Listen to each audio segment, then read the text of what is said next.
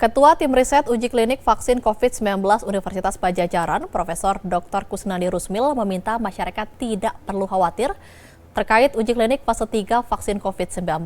Hal tersebut disampaikan Kusnandi dalam diskusi daring bertajuk menjawab berbagai keraguan soal vaksin yang diselenggarakan Komite Penanganan COVID-19 dan Pemulihan Ekonomi Nasional.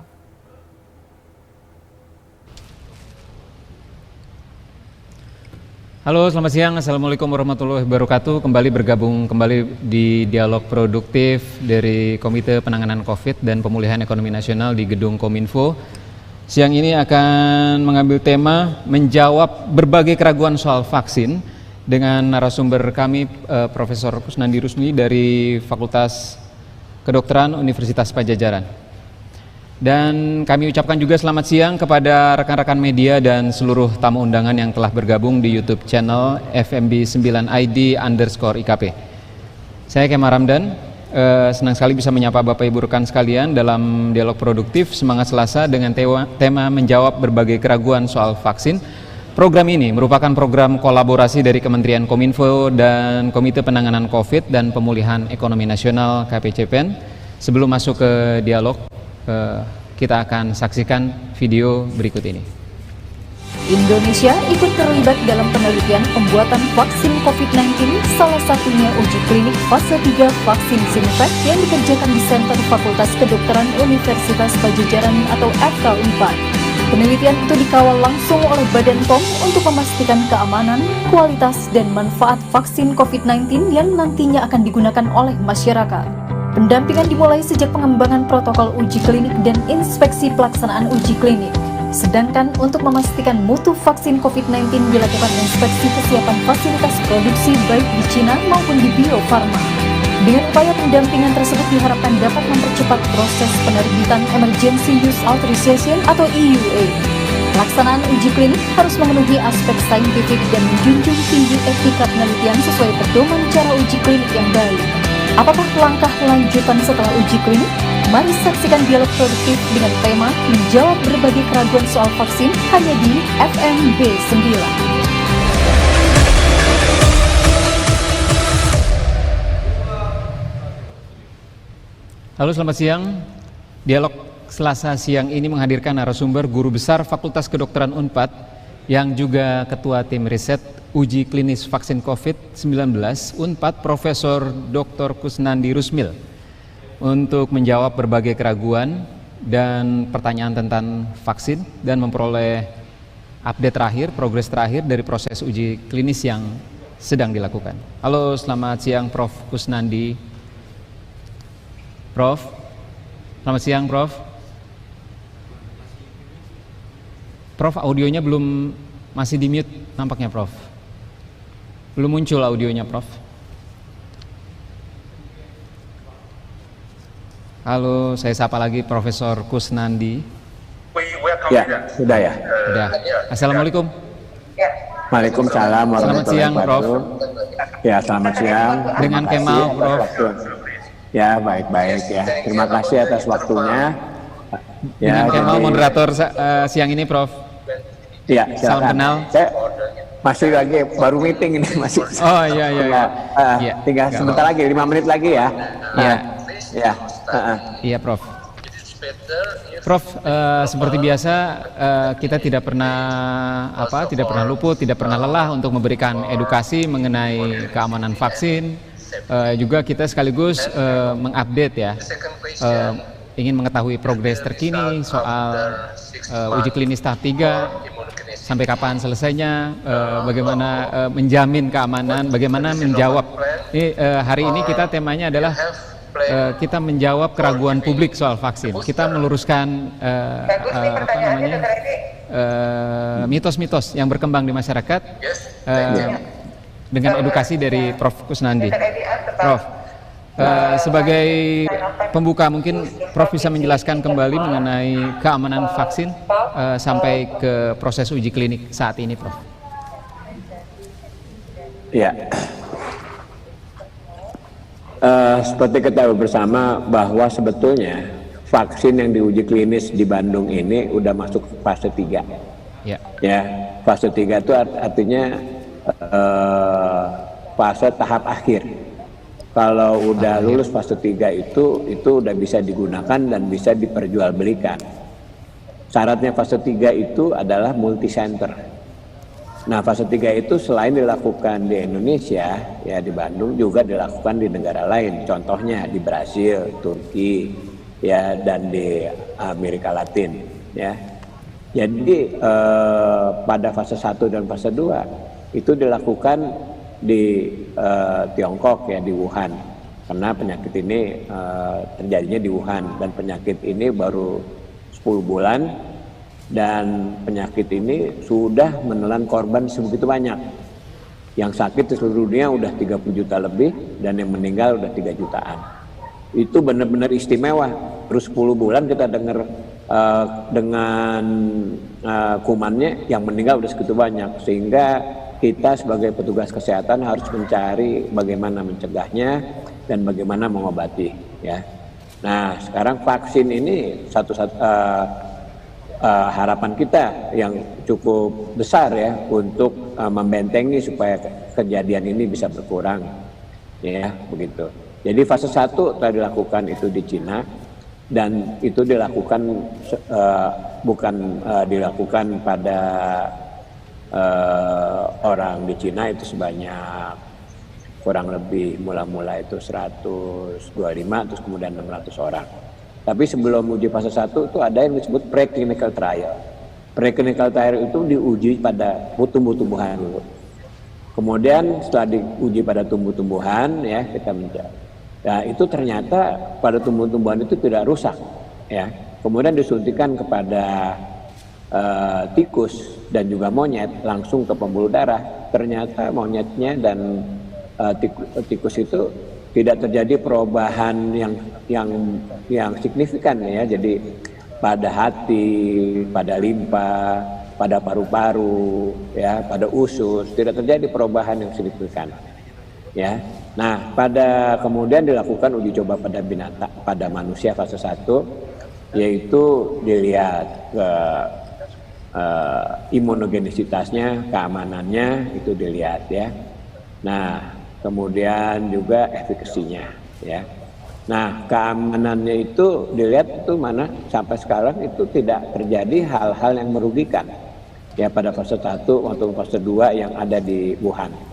Demikian juga hasil yang didapatkan itu ternyata baik dosis rendah maupun dosis tinggi itu mempunyai serokonversi yang baik, sehingga kita menggunakan dosis yang rendah dengan harapan ininya juga baik hasilnya.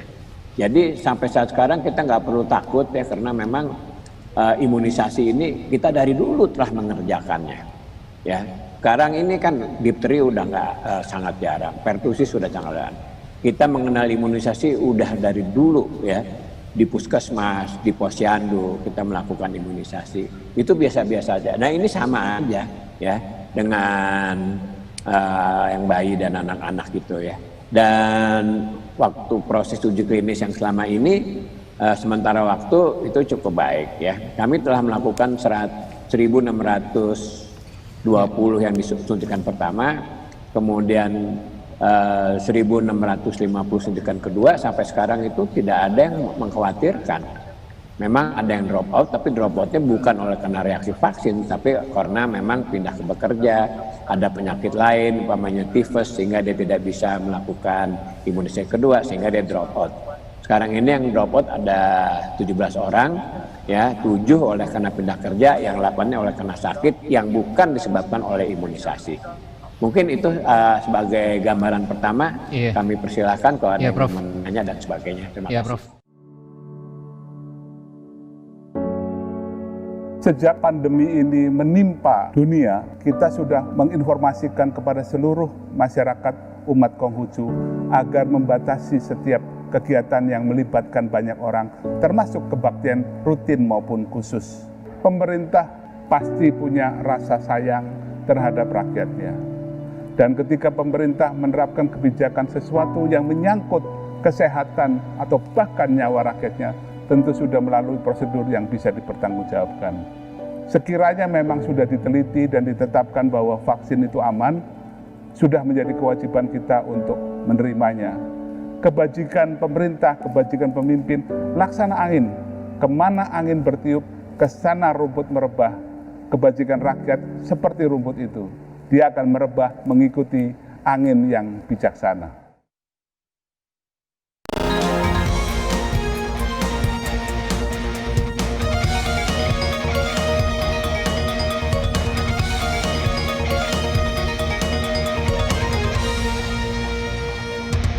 Saya catat ini highlight yang cukup penting ya, perkembangan terakhir dari uji klinis. 1620 sudah disuntikan pertama, 1650 suntikan kedua. So far tidak ada yang drop out, 17 drop out pun karena faktor lain ya, Prof ya? Ya. Oke, Prof. Betul. Prof, ini kira-kira setelah selesai uji klinis tahap 3 itu proses selanjutnya apa dan kira-kira kapan ya? Ini kan banyak orang, banyak pihak menunggu ini yang paling ditunggu-tunggu saat ini, Prof. Kalau saya hanya melakukan uji klinis, yang mengatur kapan dilakukan imunisasi dan sebagainya itu adalah pemerintah, ya Departemen Kesehatan.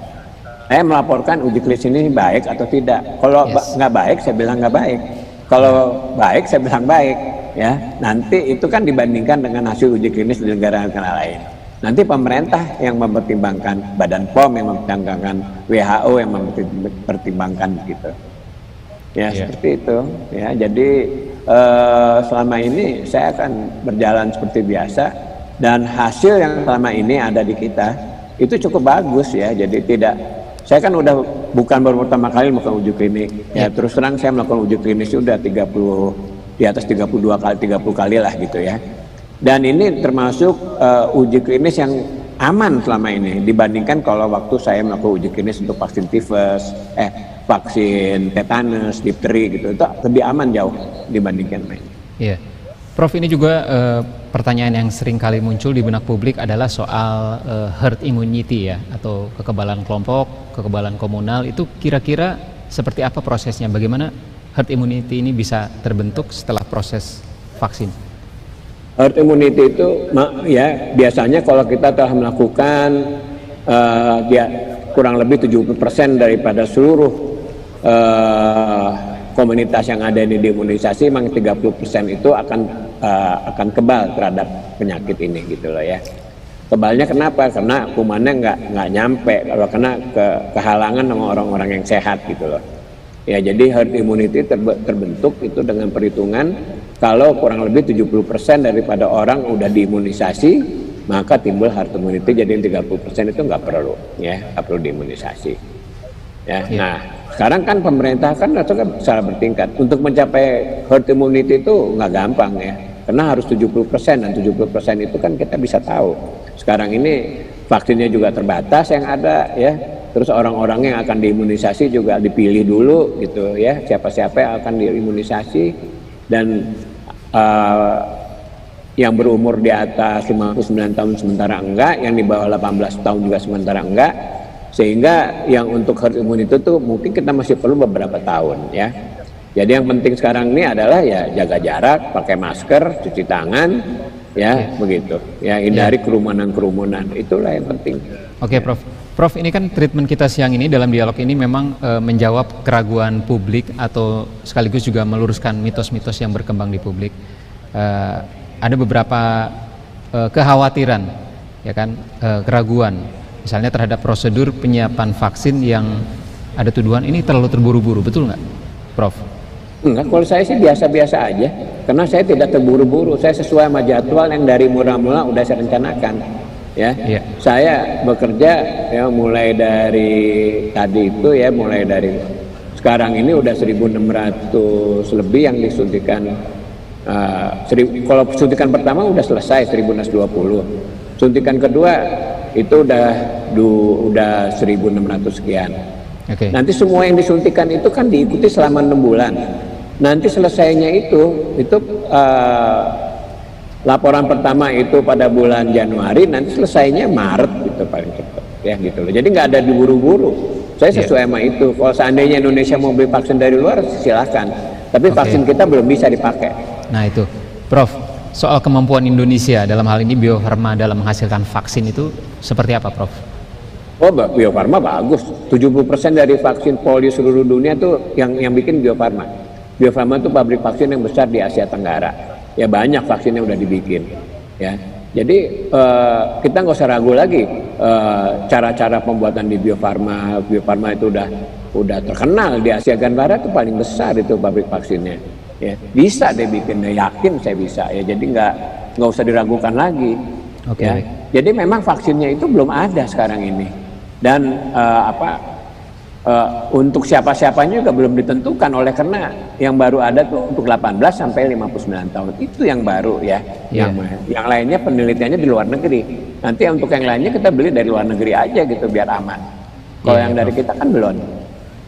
Prof, ini bagaimana kira-kira memberikan edukasi untuk sebagian orang yang menilai kalau virus COVID ini tidak berbahaya dan akan hilang sendiri, Prof? Gimana memberikan edukasi? Ya boleh aja orang itu jalan-jalan seenaknya nggak pakai masker, silahkan aja. Yang udah meninggal banyak di seluruh dunia 30 juta, itu yang udah kena, yang meninggal 3 juta, di Indonesia juga banyak. Ya silahkan aja kalau ikut jalan-jalan begitu. Ya, untung sekarang kita ini udah mulai agak menurun ya, oleh karena pembatasan-pembatasan yang telah dilakukan itu mulai terlihat ya, kayak di Jakarta, di yang tempat-tempat lain gitu ya. Tapi udah mulai berkurang ya dengan ada pembatasannya, pakai masker, cuci tangan dan sebagainya. Jadi udah mulai berkurang. Prof, ini untuk penerima vaksin nanti dalam hal ini khususnya soal usia ya, kisaran usia. Kenapa hanya orang usia 18 hingga 59 tahun yang divaksin? Ya itu untuk sementara dicari orang-orang yang sehat, betul, yang kuat. Jadi urusan 18 sampai 59 itu karena ini kita baru mengenal vaksinnya, ya kita baru mengenal kumannya, kita cari orang-orang yang sehat. Nah orang-orang sehat kita suntik. Ternyata setelah saya ikut ini ya, orang itu tetap sehat ya. Sampai sekarang ini nggak ada yang sakit gara-gara vaksin, itu nggak ada. Ya. Jadi di sini kan ada tuh dewasa sehat 18 tahun, itu semuanya sehat semua. Jadi saya nggak memberikan pada orang-orang sakit karena saya baru mengenal vaksin penyakit ini baru. Jadi saya nggak berani sembarangan dulu. Nanti kalau udah nanti hasil fase 3 ini bagus, kita evaluasi, baru nanti kita rencanakan yang lainnya. Kita kan belum selesai penelitian. Termasuk kemungkinan adanya vaksin COVID untuk anak-anak baru Indonesia, Prof. Anak sama Brazil. Prof, termasuk kemungkinan untuk kapan sih vaksin COVID untuk anak? Saya belum tahu ya, jadi saya belum tahu ya, jadi belum tahu saya ya. Nanti mesti pokoknya semua vaksin yang dipakai digunakan tuh harus uji klinis fase 3 dulu. Iya. Walaupun untuk anak, walaupun orang tua harus fase 3. Ya, sekarang belum ada. Ya uji pada anak itu baru dilakukan di Cina pada umur 3 tahun ke atas, tapi hasilnya belum ada, belum selesai. Iya. Prof, ini soal efek samping vaksin, adakah yang membahayakan? Seperti juga ada istilah KIPI ya, kejadian ikutan pasca imunisasi. Jadi itu KIPI itu kan bisa aja kalau mamanya orang yang memang nggak kuat sama vaksin, begitu divaksin dia itu gatel atau merah-merah atau pingsan. Ya itu juga memang ada gitu loh ya. Kan vaksin itu kan isinya macam-macam. Selain bahan vaksin juga ada untuk pengawet, ada antibiotik, ya, ada macam-macam zat, ada 5 macam yang kita masukkan. Mungkin ada yang nggak kuat dengan zat-zat tersebut ya. Ada juga yang nggak kuat oleh campuran vaksin dan sebagainya. Jadi itu hal yang biasa ya. Jadi selama ini kita udah melakukan imunisasi banyak di seluruh Indonesia ya. Nah, kemungkinan terjadi reaksi yang berat, umpamanya pingsan habis diimunisasi, itu kejadiannya itu dari 1 juta 0,1 atau 1 sampai 0,1. Ya, jadi bisa memang ya orang itu tidak tahan terhadap vaksin. Memang ada perhitungannya. Jadi kita mesti hati-hati. Ya, jadi kalau habis imunisasi jangan pulang dulu selama 30 menit. Bisa dia nggak kuat, nah biasanya datangnya dalam 30 menit pertama. Iya, Prof. Prof, makanya saya ditanyain dulu. Iya, Prof. Saya lihat Profesor sudah pernah pingsan nggak gitu. Iya. Profesor Kusnandi, saya lihat sudah menyiapkan paparan, Prof. Mungkin ada yang mau disampaikan lagi, beberapa pointers penting saja dari paparan Prof. Enggak, mendingan saya tanya jawab aja dulu lah gitu. Nah, Oke, kalau Prof. mamanya itu kan udah saya share itu, kalau mau iya. silakan aja di ini. Baik. COVID-19 membatasi kita untuk bertatap muka. Sementara persekutuan ragawi itu sangat fundamental. Ibadah dalam bentuk persekutuan ragawi memiliki makna dan pengaruh yang sangat mendalam. Relasi antar manusia berubah karena semua perjumpaan secara online. Dalam ranah pendidikan, transfer ilmu bisa berjalan, tetapi transfer nilai ini sesuatu yang menantang. Namun situasi ini jangan membuat kita terpuruk, jangan menyerah, jangan terserah, harus berserah. Tuhan Yesus berkata, kasihilah sesamamu manusia seperti dirimu sendiri. Mengasihi sesama bisa kita wujudkan dengan 3M. Mari kita sambut upaya kebaikan dalam memutus rantai penularan pandemi dengan vaksin. Karena dengan vaksinasi dan protokol kesehatan, kita melindungi diri dan melindungi negeri.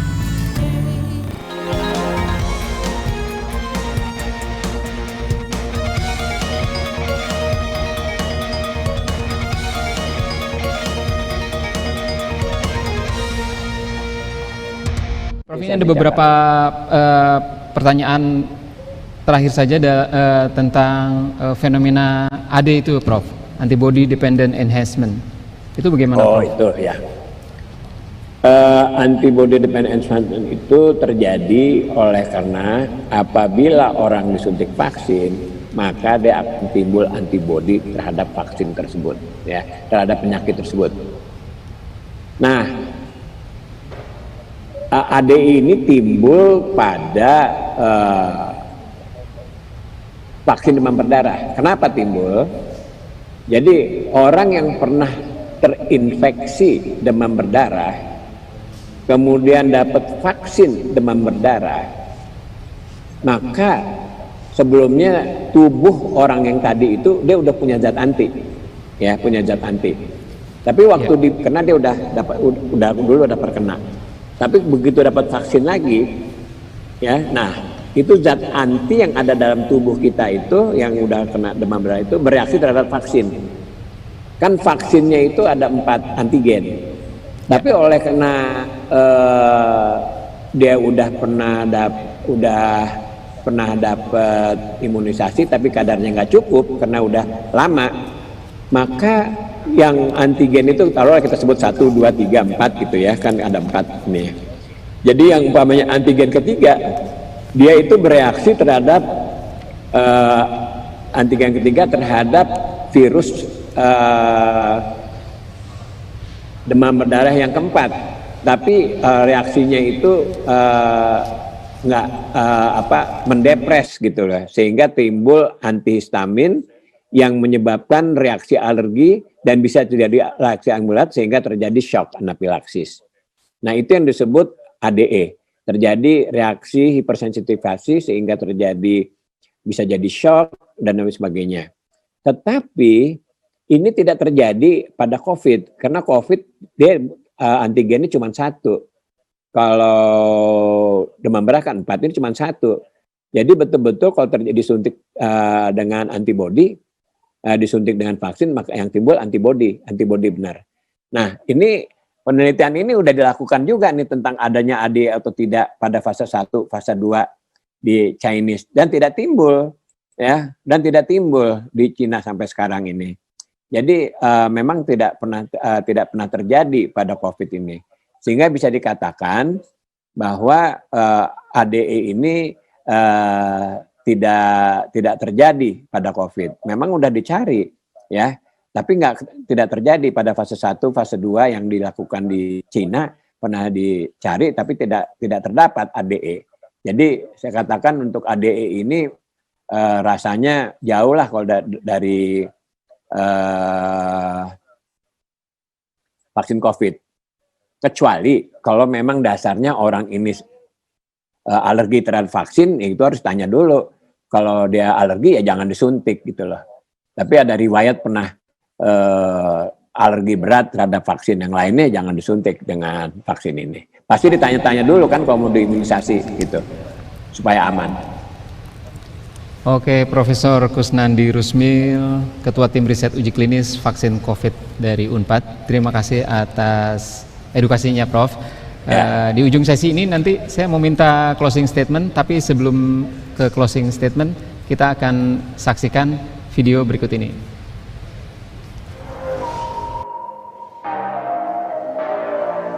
Pemerintah tidak tinggal diam. Kami hadir untuk bangsa. Saat ini, beberapa bantuan sudah berjalan, antara lain di sektor UMKM, pendidikan, tenaga kerja, perlindungan sosial, dan masih akan ada lagi. Kita harus bersama. Indonesia harus bahu-membahu dan bergotong royong agar kesehatan pulih, ekonomi bangkit. Indonesia sehat, Indonesia bekerja, Indonesia tumbuh.